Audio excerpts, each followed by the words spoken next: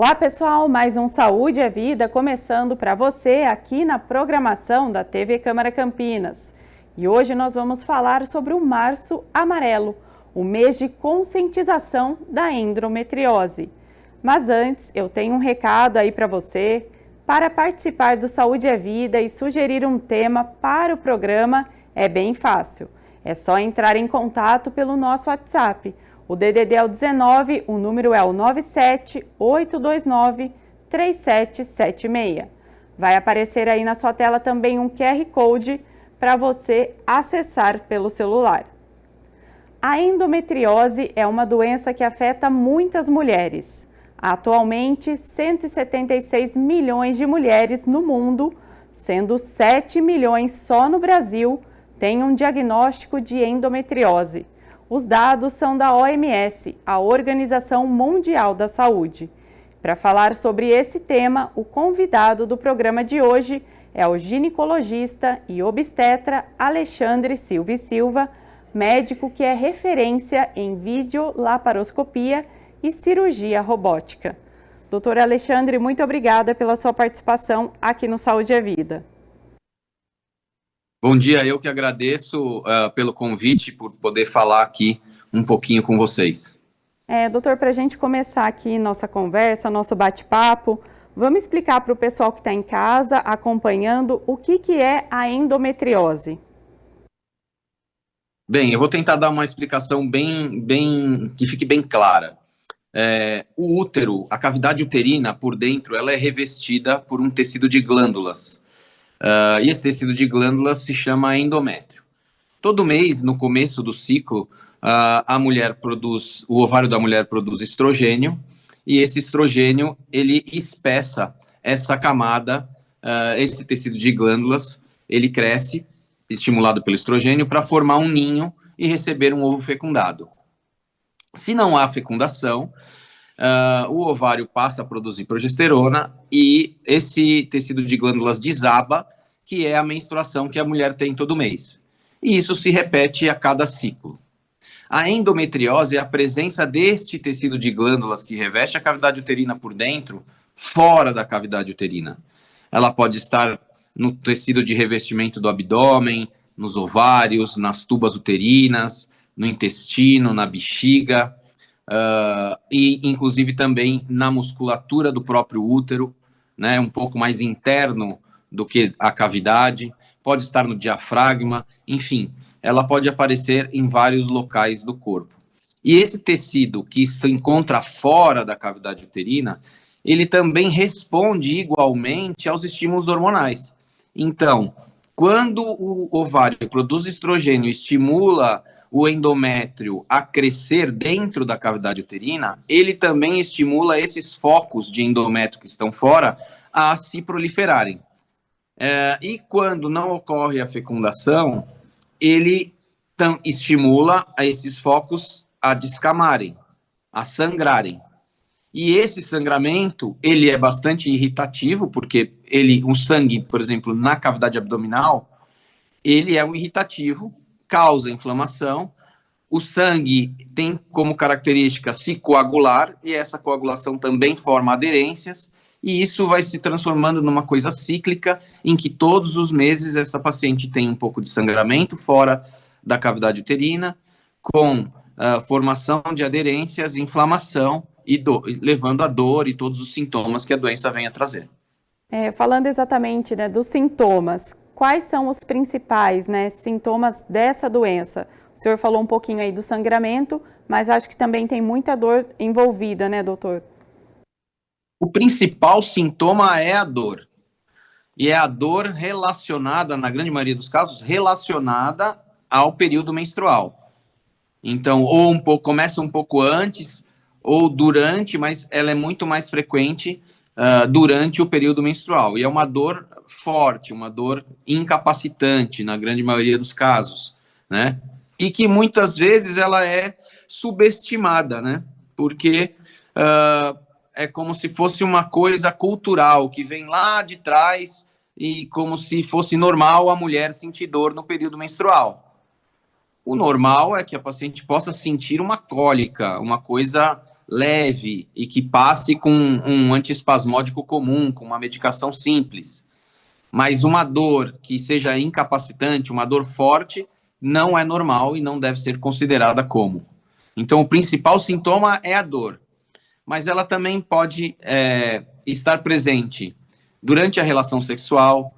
Então, é uma dor que normalmente acomete a mulher durante a relação quando o pênis toca o fundo da vagina, na profundidade, não durante a penetração, mas na profundidade. Porque o colo do útero, quando o pênis toca o fundo da vagina, ele se movimenta. E normalmente as lesões se encontram muito aqui, atrás do colo do útero. E essa movimentação faz com que algumas aderências se rompam, é um local que está inflamado, e isso pode levar a uma dor também bastante importante. Então, a dor durante a relação sexual também é um sintoma bastante frequente. E, além disso, são pacientes que podem também cursar com infertilidade, né? Um casal que acaba sofrendo com a infertilidade, porque quando as lesões acometem os ovários, acometem as tubas uterinas, isso dificulta muito a captação do óvulo, o encontro do óvulo com o espermatozoide e levando, assim, à infertilidade. Doutor, sobre o sangramento, acho importante a gente esclarecer como que é esse sangramento. É muito exagerado? É um sangramento, a cor, né, do sangue, ele é mais escura, mais clara? A endometriose não tem por característica sangramento.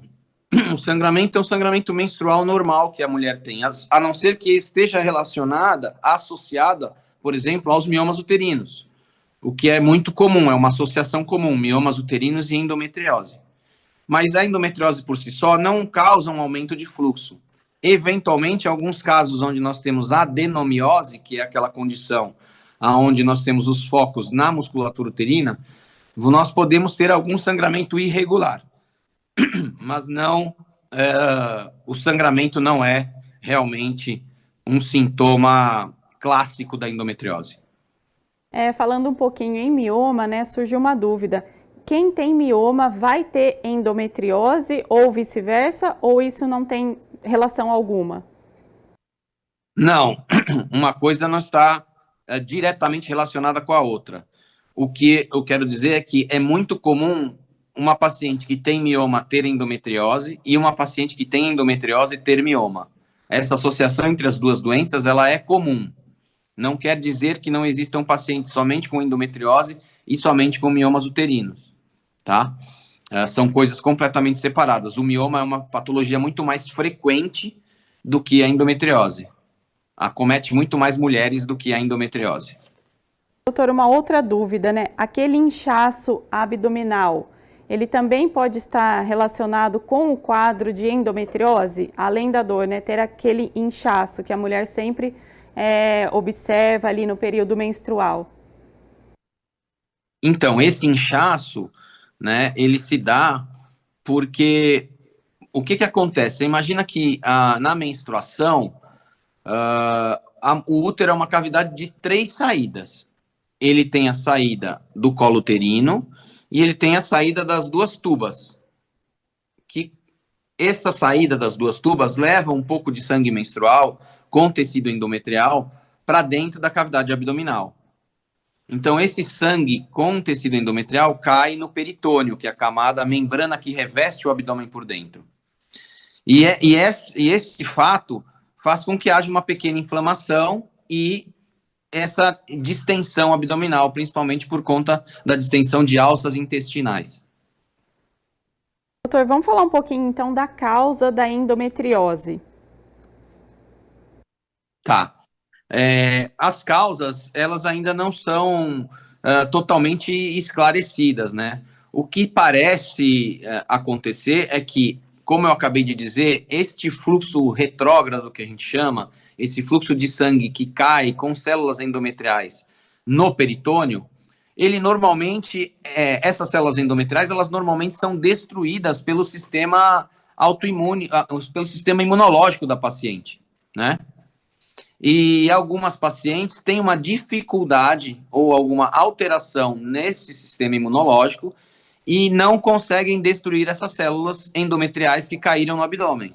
E essas células acabam se implantando e se tornando viáveis para responder aos estímulos hormonais, levando à doença. Essa é a causa que mais se acredita. Mas também existem alterações genéticas, né, que podem levar à doença. Então, quando nós somos um embrião dentro da barriga das nossas mães ali, nós passamos por transformações de tecidos embrionários. E nessa transformação existe migração de tecidos para que se formem todos os órgãos e tudo isso.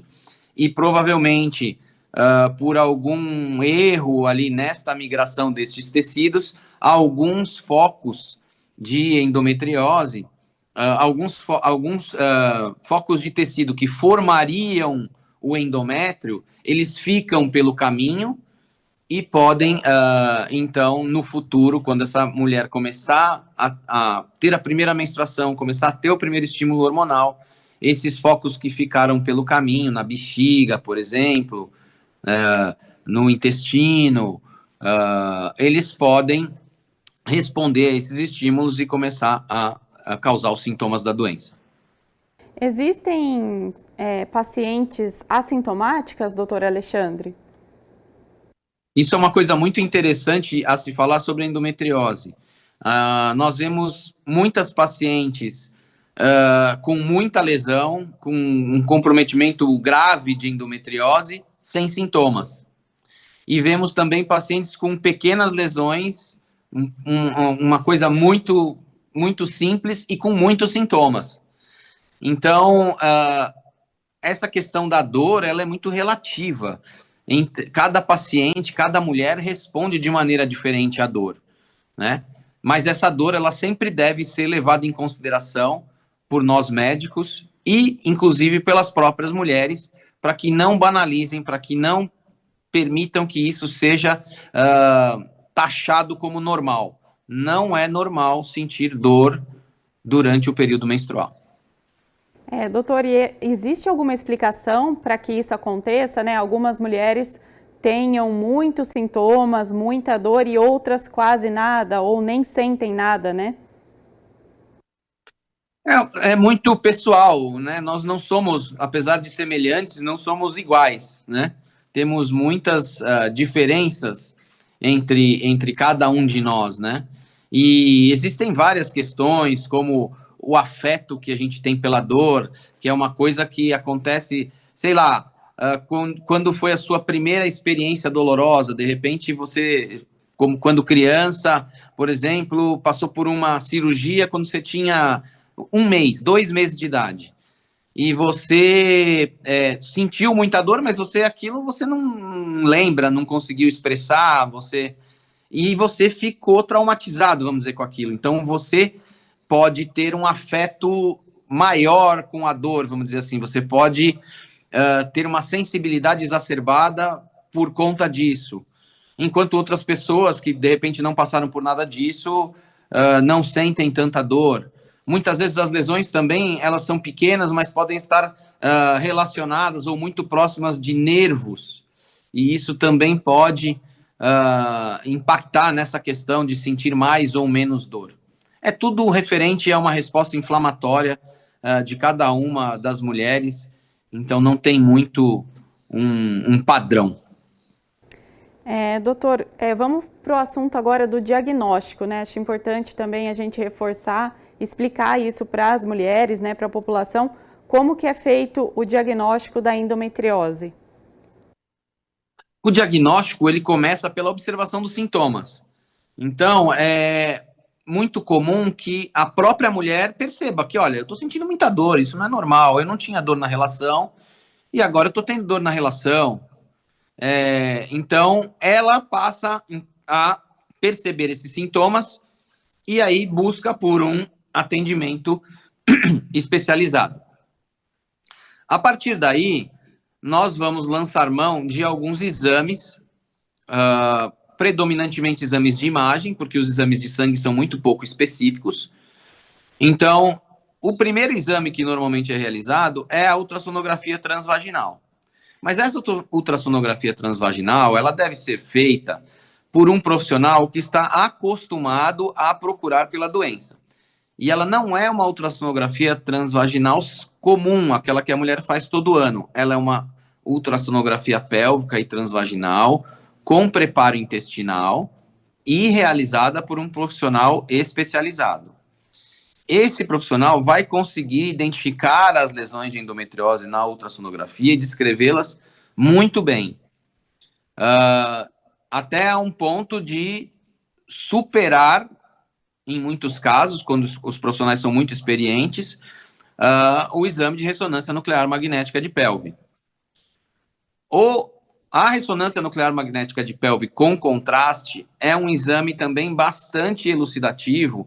Então, vamos dizer assim, poxa, mas na minha região não tem nenhum ultrassonografista especialista em endometriose. Então, talvez para você, o exame mais adequado seja a ressonância nuclear magnética de pelve com contraste. Por que com contraste?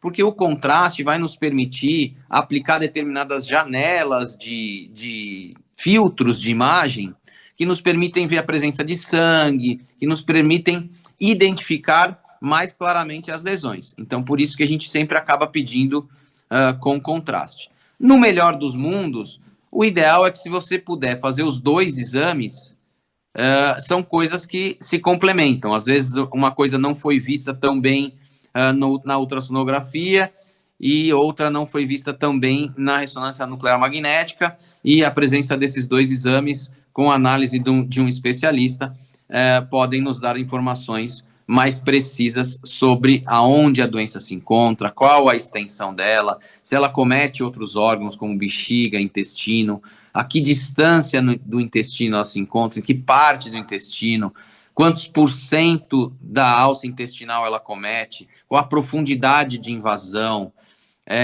qual a extensão da lesão. Todas essas coisas são muito importantes para que a gente possa planejar o tratamento cirúrgico. Doutora, a gente consegue falar em prevenção tratando-se da endometriose? É difícil de falar em prevenção, né? É uma doença da mulher contemporânea, né? Uma doença que está relacionada ao estresse, à poluição, à gravidez tardia. Então, por que não tinha tanta endometriose nas nossas bisavós? Bom, primeiro porque não se diagnosticava isso, né? Era tratado como normal. Mas, por outro lado, elas também passavam boa parte da vida grávidas. Então, elas tinham muito menos ciclos menstruais do que tem a mulher moderna. Antigamente, elas engravidavam com 14, 15, 16, era muito precoce. E seguiam tendo filhos durante toda a vida. Hoje, nós temos mulheres que menstruam até os seus 40 anos e ainda não tiveram nenhuma gestação. Então, a incidência de menstruações, ela também é um fator predisponente à doença, o maior número de menstruações, né? Então, como prevenção, talvez não menstruar durante o máximo de tempo que você puder na sua vida, mas não é todo mundo que faz isso, né? E também você utilizando de hormônios externos, como pílulas anticoncepcionais, por exemplo, para não menstruar, ela pode, vamos dizer, de repente prevenir a endometriose, mas talvez te levar a uma trombose no futuro. Então, é um cobertor curto, né? Você tampa uma coisa e abre a outra. Bem complicado, né, doutora, essa questão. Bem difícil. E, doutora, a gente sabe que tem tipos de endometriose. Eu gostaria que o senhor falasse um pouquinho, né, de forma bem geral, desses tipos. Como assim? Eu não entendi a sua pergunta. Como assim, tipos de endometriose? Tem tipos, né, de endometriose. Acho que aquela que não é tão grave, uma mais profunda, uma mais superficial. Sim, você tem a endometriose superficial, que aqui acomete, por exemplo, superficialmente a membrana que reveste a cavidade abdominal por dentro, né? E ela não infiltra a profundidade. E você tem uma endometriose infiltrativa mais profunda, que é a que infiltra a profundidade dos tecidos. E essas são as mais graves, são as que infiltram, por exemplo, a parede da bexiga. Então, no momento da retirada, é possível que seja aberta a bexiga e seja necessário uma sutura, seja necessário que essa paciente permaneça com uma sonda vesical durante 7 dias após a cirurgia. No intestino, por exemplo, a gente vê bastante esse tipo de infiltração, né? O intestino tem a camada externa, que é a serosa, tem a camada muscular própria externa, a muscular própria interna e depois a submucosa e a mucosa. Então, tudo isso a gente consegue ver esses graus de infiltração nos exames de imagem. E na doença mais grave, na endometriose infiltrativa, ela pode infiltrar até a mucosa intestinal, inclusive levando essas pacientes a terem sangramento nas fezes no período menstrual. Doutor Alexandre, a gente pode dizer que a endometriose tem cura? Ela não tem cura, mas ela tem tratamento.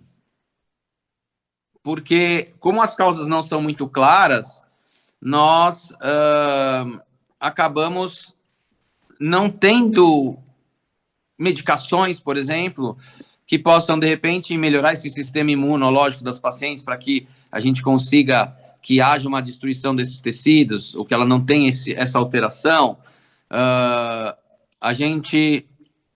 A cirurgia em si, a gente retira todas as lesões, mas essa paciente ela continua menstruando.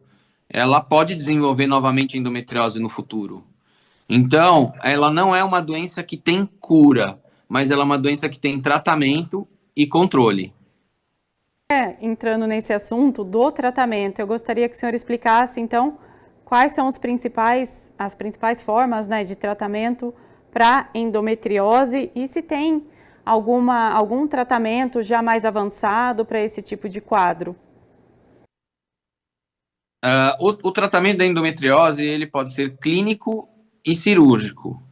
O tratamento clínico ele acaba muito mais tirando a paciente dos sintomas, mas não tratando a causa dos sintomas, não removendo a doença. A doença permanece lá.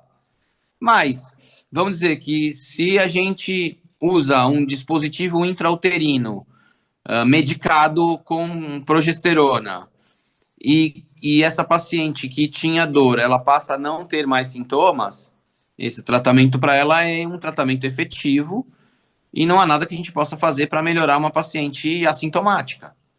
Então, com um tratamento clínico medicamentoso, ela consegue manter o controle da doença. Porém, existem algumas pacientes em que isso não é suficiente. Nem o uso de medicação via oral, nem o uso de medicação injetável, nem o uso de dispositivo intrauterino, né? Ela tem doença avançada, grave, e precisa passar por um procedimento cirúrgico para que as lesões sejam completamente removidas e que a anatomia da pelve feminina seja reestabelecida. Porque quando ocorre endometriose, normalmente o depósito desse tecido endometriótico, ele fica ali atrás do colo do útero, no fundo da vagina, só que isso vai causando aderências que vai fazendo com que o reto seja grudado ali atrás do colo do útero.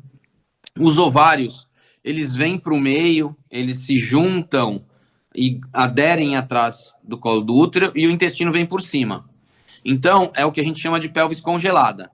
A anatomia da pelvis da mulher, ela fica completamente alterada quando isso ocorre. E aí a gente precisa restabelecer toda essa anatomia, remover todas as lesões que estão ali visíveis, para que esse tratamento seja efetivo. No caso da cirurgia, né, doutor, como que ela é feita? É por vídeo mesmo? A cirurgia ela pode ser feita tanto por videolaparoscopia quanto por cirurgia robótica, né? A cirurgia robótica hoje ela nos traz um benefício de uma câmera mais estável, de uma visão em 3 dimensões e a possibilidade de trabalhar em pequenos espaços do corpo com uma movimentação menor. Então, ela traz um pouco mais de precisão e delicadeza no procedimento. Porém, pode, em alguns casos, fazer com que a cirurgia se torne um pouco mais longa, mais demorada. Mas isso varia muito de cada caso e varia muito de quem está operando, seja por laparoscopia ou por cirurgia robótica.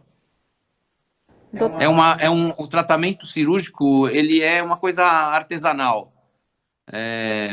Não tem uma receita de bolo, não é todo mundo que é igual, não é? É como você tem jogadores de futebol que são melhores e outros nem tanto. Então, isso faz diferença, com toda certeza, na eficácia e no resultado dessas cirurgias. Doutora Alexandre, a gente vai para um rápido intervalo agora, porque no próximo bloco nós vamos falar sobre a importância da campanha do Março Amarelo, que incentiva a realização de exames preventivos e consultas regulares com o ginecologista. Nós já voltamos.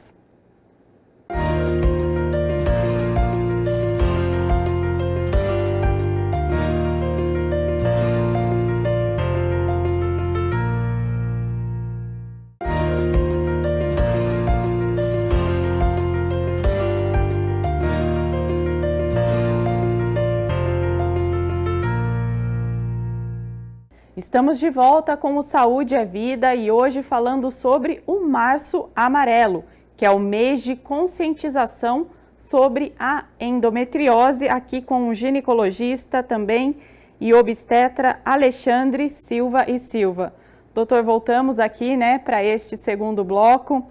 Agora eu gostaria, que a gente falasse um pouquinho sobre essa campanha, o Março Amarelo, essa divulgação dessas informações, não só para as mulheres, como para a população de uma forma geral. Qual que é a importância de campanhas como essas?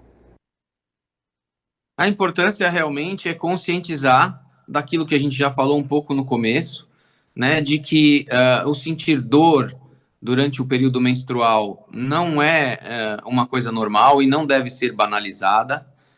E essa conscientização ela é muito importante para que essas pacientes possam procurar por atendimento especializado e possam ter um diagnóstico precoce da doença.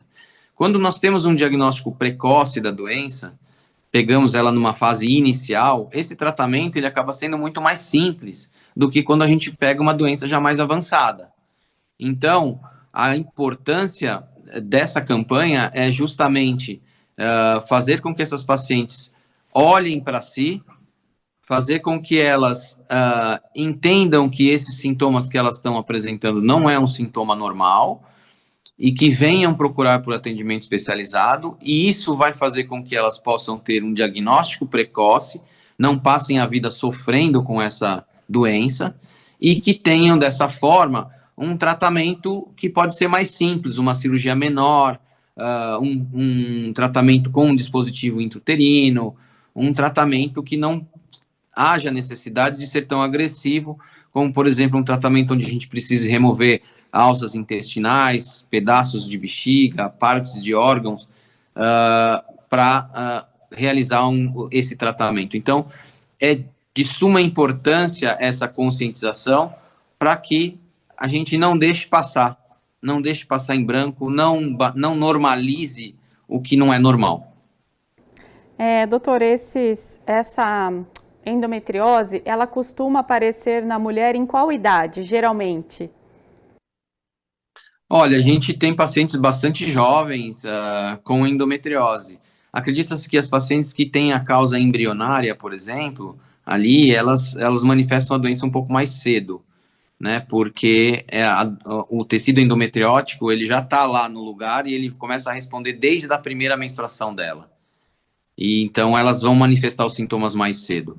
Mas as pacientes que, por algum motivo, têm alguma deficiência do sistema imunológico ali do peritônio, da camada que reveste o abdômen por dentro, essas pacientes podem ter um pouco mais tarde, mas vamos dizer ali ao redor dos 25 para frente, de 25 a 40. Doutor Alexandre, a gente sabe que essa campanha, né, reforça aí o diagnóstico precoce. Esses exames preventivos, eles devem ser feitos de quanto em quanto tempo? Anualmente, não há necessidade de fazer mais do que isso, né? O que deve ser observado são realmente os sintomas, né? Então, toda mulher deve fazer o seu exame preventivo anual. Hoje existe uma determinação da FIGO, que é a Federação Internacional de Ginecologia e Obstetrícia, que diz que se você tem dois exames de Papa Nicolau normais, os seus últimos dois são normais, que você pode aguardar por 3 anos para fazer a cada 3 anos. Mas é difícil a gente colocar isso em prática, porque as pessoas estão acostumadas a fazer anualmente. Mas um rastreamento de mama, então um ultrassom de mama, e para as mulheres acima de 45 anos, ultrassom e mamografia, e um ultrassom pélvico transvaginal anual. Esses exames, todas as mulheres precisam fazer anualmente. De qualquer forma, o que deve ser observado é que na presença de sintomas dolorosos relacionados ao período menstrual, dor na relação sexual, é necessária a procura de um especialista, porque é provável que esse exame de ultrassom pélvico e transvaginal que ela faça de rotina anualmente não consiga detectar a presença da doença, porque os olhos de quem está fazendo não são olhos treinados para procurar por isso. Então, é possível que isso passe um pouco desapercebido. Esse exame de rotina, ele é feito para identificar grandes alterações, e aí, a partir daí, passar para um atendimento mais especializado, buscando aí um diagnóstico, um exame diagnóstico mais especializado também, né? Mas a atenção aos sintomas é o fundamental. Então não basta só ir ao ginecologista, né? A gente tem que estar sempre atenta aí ao nosso corpo, aos sinais e, no caso, procurar um especialista mesmo, né? Um ginecologista especialista em endometriose, é isso? Um ginecologista especialista em endometriose e que esteja habituado a tratar a doença. Porque é muito comum que ela fale, eu tô sentindo muita dor no meu período menstrual, e ela recebe um anticoncepcional para tomar continuamente e até o ano que vem. E ela não trata a doença continua evoluindo de maneira silenciosa, né? E ela vai ser meio que obrigada a tomar esse anticoncepcional para sempre. Porque se ela parar de tomar e menstruar, é uma dor bastante incapacitante. Então, realmente é difícil, porque não existem profissionais especializados em todos os locais, né? Então, principalmente para aquelas que dependem do Sistema Único de Saúde, né? São poucos os locais do Sistema Único de Saúde que contam com profissionais treinados para o tratamento, diagnóstico e tratamento de endometriose. Então, isso dificulta também muito o acesso dessas pacientes a esse tipo de tratamento e de especialista. Doutor Alexandre, para quem, né, para aquelas mulheres que já têm o diagnóstico de endometriose, as consultas aí ao ginecologista, ao médico, né, especialista, elas devem ser mais frequentes? Não necessariamente.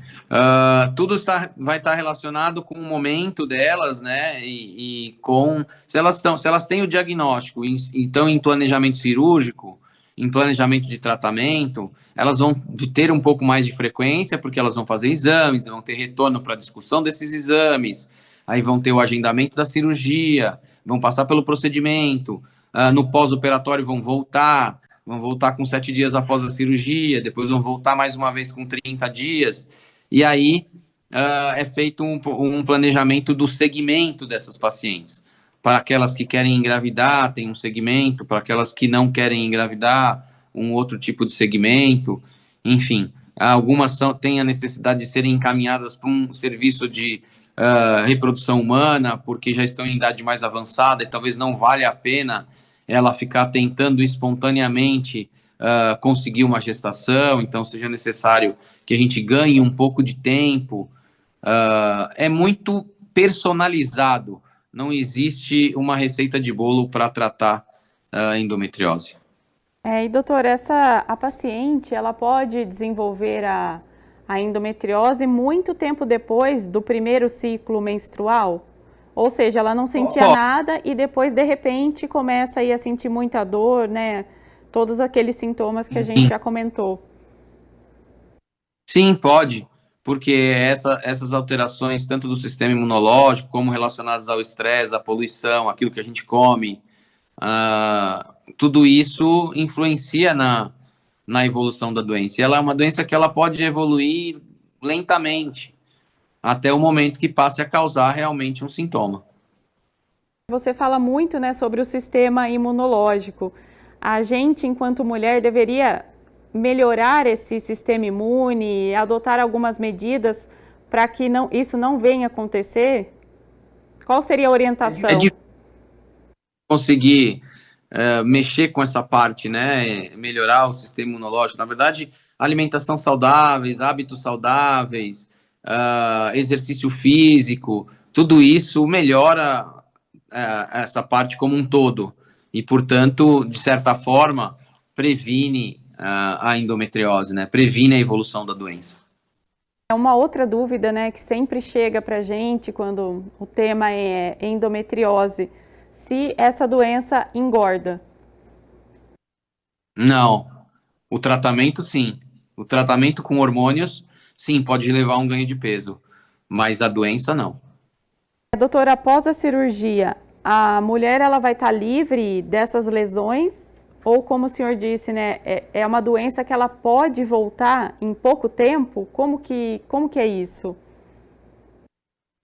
Porque o processo pode se repetir novamente, né? Então, normalmente, o que a gente faz? Vamos dizer que seja uma paciente que tenha uma endometriose grave e profunda infiltrativa, e ela tem um desejo reprodutivo, mas ela está tentando engravidar há um tempo e não consegue. Então, é feita a cirurgia, é feito o tratamento, ela tem as suas lesões todas removidas, aí ela tem um período de recuperação do pós-operatório, né, para ser liberada para tentar engravidar novamente. Em alguns casos, a gente lança a mão de medicações que são inibidoras dos estímulos hormonais, né, para que esses ovários fiquem parados, não produzam estrogênio até que ela cicatrize bem, e ali, após 6 meses, a gente libera para que essa paciente volte a tentar engravidar. Ela voltando a tentar engravidar, ela vai estar novamente exposta a fluxo retrógrado, né, a caída de tecido endometrial na cavidade abdominal, né, e se ela realmente tem aquela deficiência imunológica do peritônio, ela vai novamente começar a formar lesões de endometriose. Então, isso pode realmente acontecer. Mas não é uma coisa muito comum. Quando a paciente é bem operada, quando as lesões são removidas na sua totalidade, é mais difícil que isso ocorra. Doutora, uma outra dúvida, né, também. A relação entre endometriose e perda de cabelo. Isso acontece? Não tem relação entre as duas coisas. A queda do estrogênio pode estar relacionada à queda de cabelo, mas não com a endometriose. Doutora, a gente sabe, né, que a infertilidade aí está muito ligada à endometriose. Para aquela mulher que quer engravidar, mesmo com a endometriose, é possível? É possível, mas ela precisa tratar a endometriose para conseguir engravidar. Porque sem tratar, como ela fica com a pelve muito inflamada, pode haver dificuldade tanto na captação do óvulo, quanto do transporte do óvulo para dentro da tuba, quanto da própria implantação desse ovo fecundado na cavidade uterina, tudo causado por essa inflamação. Então, sem tratamento, realmente é um pouco mais difícil que ela consiga atingir esse objetivo. No caso dessas mulheres, a gestação, ela pode ser de risco ou não tem relação também? Não, a gestação é uma gestação normal. Na grande maioria das pacientes é uma gestação normal.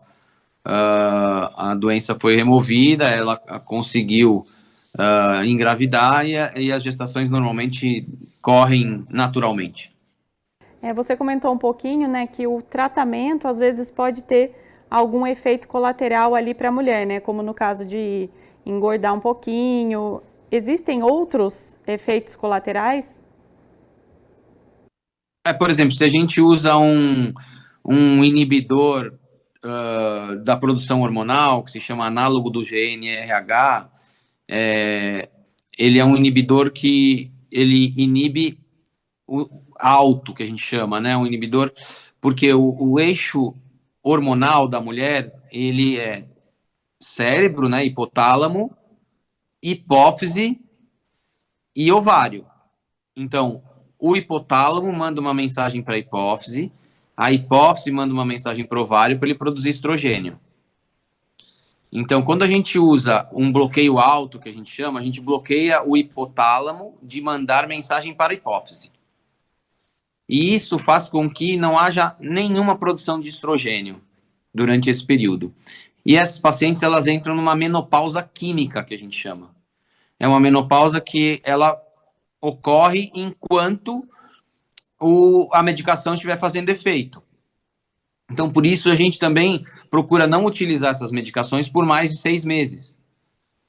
Porque isso pode levar essas pacientes à osteoporose, né, aumentar o risco cardiovascular e outros problemas. Então, sim, o tratamento hormonal pode ter efeitos colaterais.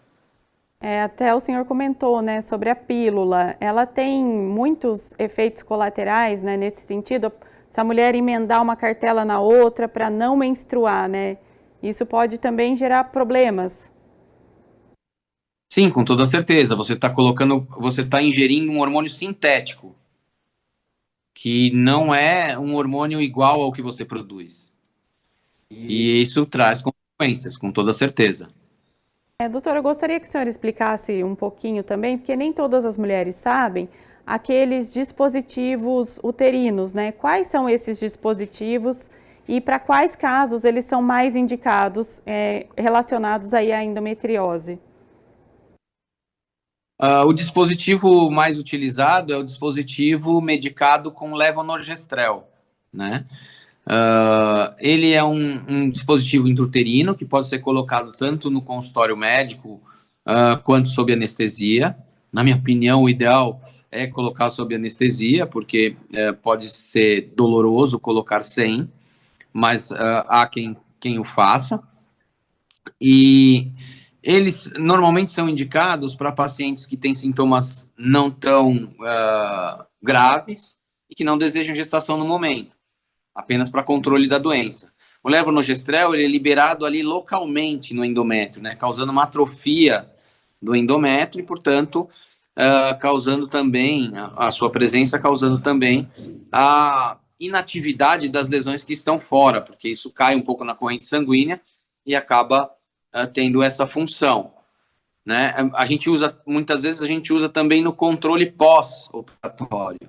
A gente faz a cirurgia, remove as lesões e introduz um DIU medicado com levonorgestrel para que essa paciente fique em amenorreia, ou seja, fique sem menstruar, até que ela esteja no seu momento de gestar. E aí a gente remove o DIU e libera ela para gestação. Mas esse DIU, no caso, ele não é indicado para todas as mulheres, são casos específicos, é isso? Tem pacientes que não se dão bem, por exemplo, com o uso do dispositivo. Para você ter uma ideia, cerca de 40% das mulheres sangram irregularmente com o uso do dispositivo intrauterino. E isso, nem todo mundo está disposto a ficar sangrando irregularmente a vida toda. Então, somente 60% das pacientes ficam em amenorreia, que a gente chama, sem menstruação. Para essas que ficam sem menstruação, muitas vezes tudo bem, mas para outras que ficam sangrando, nem tanto, né? E algumas sentem cólica, expulsam o DIU por algum motivo, enfim. Então, realmente não é para todo mundo. Doutor, uma outra dúvida também que aparece quando a gente fala desse tema é se as mulheres com endometriose têm mais risco de desenvolver o câncer de útero, né? Então, essa é uma questão que vem sendo bastante comentada e, inclusive, vamos dizer, nas instituições que tratam câncer ginecológico, e parece que sim, existir uma associação da endometriose com os tumores de células claras, tumores ovarianos de células claras. Mas isso ainda não é uma coisa que está estabelecida, mas parece haver uma prevalência maior desses tumores em pacientes que tiveram endometriose no passado. Então, foi uma mulher que teve endometriose quando jovem, tratou, e quando ela entrou na menopausa, lá mais para frente, numa faixa etária um pouco mais avançada, ela desenvolve um tumor de células claras, que é um tumor bastante agressivo. Isso que eu ia até questionar, né? Se essa mulher ela não tinha tratado ou tinha tratado. Então, mesmo tratando, ela desenvolveu depois esse câncer, né? Isso pode ser ao contrário também, ela não tratar e desenvolver o câncer da mesma forma. Sim, não há uma relação com o tratar ou não tratar. O fato de ter tido a doença, né, talvez haja alguma assinatura genética nessas pacientes que a gente ainda não conseguiu identificar e que possa estar relacionada com isso. Mas isso vem sendo estudado bem profundamente para que a gente possa até tentar prever em quais pacientes isso pode ocorrer e tentar tomar as providências necessárias antes que ocorra. É um tema bem complexo, né, doutor? Até porque não tem uma causa específica, então são muitas alternativas e tudo pode, né, acontecer, né? Não é uma ciência exata, né, nesse caso.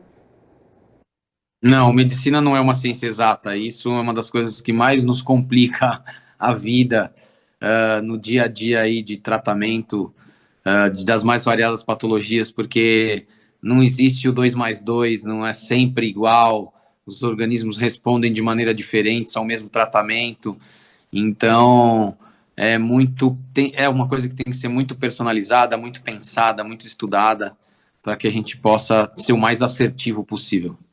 O senhor aí, como especialista da área das cirurgias, né, acredita que ainda faltam mais tecnologias, mais formas de tratamento, mais pesquisas relacionadas a esse assunto, até aí com a questão da causa, né? Deveriam se aprofundar mais para tentar e descobrir qual seria essa causa?